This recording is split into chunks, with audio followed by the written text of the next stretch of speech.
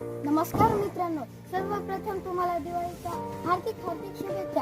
आज मी तुम्हाला एक खूप चांगली गोष्ट सांगणार आहे. त्या गोष्टीचं नाव लोभी श्याम. एक श्याम नावाचा सरपंच होता. तो खूप श्रीमंत होता. त्याला एके दिवशी नारळ पाणी पिण्याची इच्छा झाली. तो एका नारळ विक्रेत्याकडे गेला आणि विचारलं, एक नारळ किती रुपयाला? तो म्हणला 20 रुपये. तो म्हणला 20 रुपये? बापरे, एवढा महाग नारळ?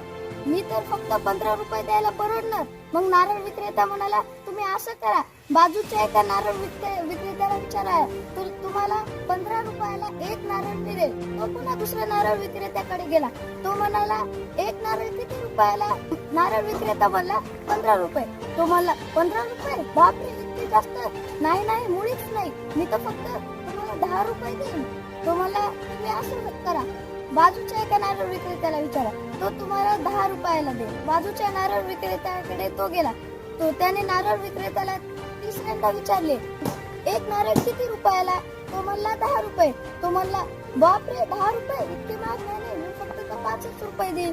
मग तो नारळ विक्रेता म्हणा, तुम्ही असं करा, एका झाडावर चढा, तुम्हाला फुकट नारळ मिळेल. मग त्या लोभी श्याम सरपंचाला ही युक्ती सुचलीच नाही. त्याने मग ती युक्ती वापरायला सुरुवात केली. तो एका खरोखरच नारळाच्या झाडावर चढला. त्याने नारळ पाणी तोडलेच, पण अचानक त्याचा पाय सटकला आणि मग तो गोंधळला आणि अचानक जोरात खाली पडला. त्याच्या हाडे तुटली आणि लोभीपणामुळे त्याने त्याचा पाय गमावला. धन्यवाद आणि पुन्हा तुम्हाला दिवाळीच्या हार्दिक शुभेच्छा.